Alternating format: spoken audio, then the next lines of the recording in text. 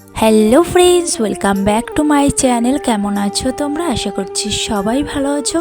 আর আমি দেখো সকাল সকাল বেরিয়ে পড়েছি স্টেশনে। আর এখন যাব বর্ধমান, তার জন্য ট্রেনের অপেক্ষা করছি। আর ফার্স্টেই আমি টিকিট কেটে নিচ্ছি।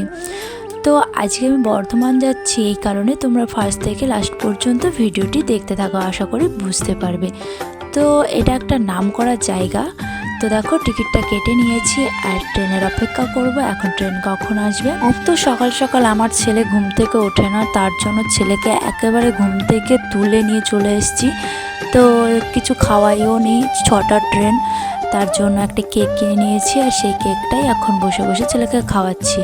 ঘুম হয়নি, ওর না খুব বিরক্ত লাগছে। ওর ঘুম না হলে না সারাদিনটাই বিরক্ত করে। এইদিকে ট্রেন চলে এসছে হাওড়ার লোকাল, আর আমরা যাব তো বর্ধমান। তো আমাদের ট্রেনটার পরে পরেই আছে, তারপরে একেবারে দেখা হবে বর্ধমান স্টেশনে গিয়ে। গাইস, চলে এসেছি বর্ধমান স্টেশন। দেখো 6টার সময় প্রচণ্ড ভিড়, কি বলবো, বর্ধমান এই টাইমই ভিড় হতেই থাকে। তো এখন আমরা হেঁটে হেঁটে যাচ্ছি টোটোর কাছে। তো এখন দেখো একটা কি হয়েছে, আমি তো আগে আগেই ভিডিও করতে করতে চলে যাচ্ছি আর আমার মা ছেলেকে নিয়ে পেছন পেছন আসছে, তার মধ্যেই টিটিতে ধরেছে। ভাগ্যিস আমি অনেকটা যেতে পারিনি, তার মধ্যে মা ডাকলো আমাকে। তারপর এসেই আমি টিকিটটা বার করে দিলাম আর আমাদের ছেড়ে দিল। আমি যখনই আসি তখনই বর্ধমান স্টেশনটাকে একটু ঘুরিয়ে ঘুরিয়ে দেখাই, তো আজও সেটাই করব। বর্ধমান স্টেশনটা ভালো করে একটু তোমাদেরকে একটু ঘুরিয়ে দেখাবো। আমার ব্লগে আছে, তোমরা যদি মনে করো দেখতে পারো।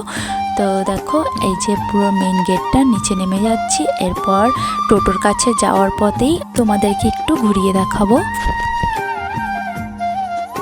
তো টোটোতে বসে পড়েছি, এখন যাওয়ার অপেক্ষা কখন টোটোটা ছাড়বে। আর দুটো প্যাসেঞ্জার হলেই টোটোটা ছেড়ে দেবে। আমার ছেলে গাড়ি ঘোড়ায় চাপতে খুব পছন্দ করে, আর দেখো টোটোতে বসে পড়েছে, কোলে বসবে না, ও নিজেই সিটে বসে যাবে। আর দেখো আমরা চলেই এসেছি সেই নামকরার জায়গা। আর এটা দেখেই বুঝতে পারছো যে কী জায়গা হতে পারে। আর তোমরা কে কে গেছো অবশ্যই কমেন্টে জানাবে জায়গাটা কোথায় আর কীরকম। হ্যাঁ, আমরা সেই জায়গায় এসেছি, নিতাই পারমানেন্ট, যেটা তোমাদের ভিডিওতেও আছে, মানে সার্চ করলেই বেরিয়ে আসবে, নামকরা একটা ডক্টর।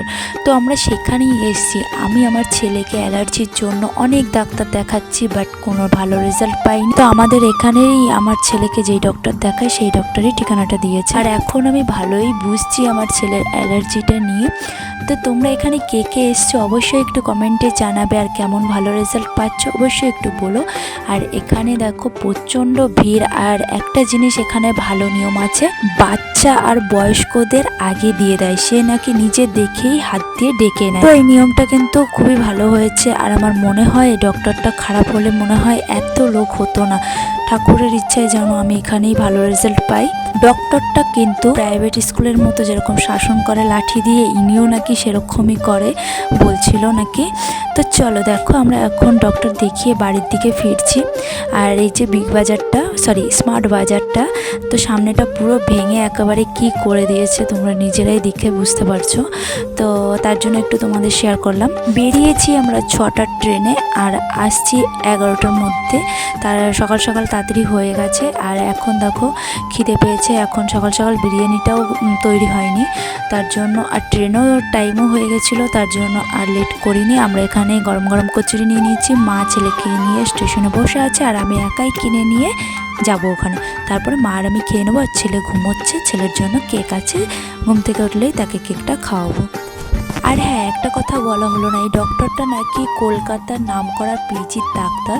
তোমরা তাকে চিনে থাকলে অবশ্যই কমেন্টে জানাবে। আর এই ডক্টরটা নাকি ট্রেনেও রুগী দেখতে দেখতে যায়। তোমরা যদি চিনে থাকো বা জেনে থাকো অবশ্যই একটু কমেন্টে জানিও। আর কে কোথা থেকে আমার ব্লগটা দেখছো কমেন্টে জানিও।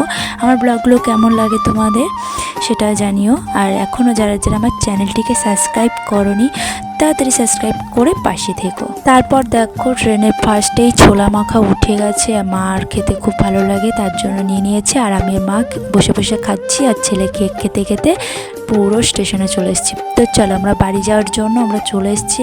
আর এখন আমার হাজব্যান্ড নিতেও চলে এসছে। তারপরে প্রচণ্ড বৃষ্টি নেমে গেছিলো, যেহেতু তার জন্য আমি আর ভিডিওটি করতে পারিনি গাইস, ফোনটা ভিজে যেতে পারে। একেবারে ডাইরেক্টলি বাড়িতে এসে দেখো দুপুরে রান্না করছিলাম। তো এটা ওল দিয়ে মাছ দিয়ে তরকারি করছিলাম। তো আজকের ব্লগটা এই পর্যন্ত। কেমন লাগলো তোমাদের? ভালো লাগলে লাইক কমেন্ট শেয়ার সাবস্ক্রাইব করে দিও আর পাশে থেকো। তো আজকের মতো টাটা, দেখা হবে নেক্সট কোনো ব্লগে। তো চলো বাই। আর রাতের খাবার দেখো ওই তরকারি দিয়ে রুটি। তো চলো টাটা।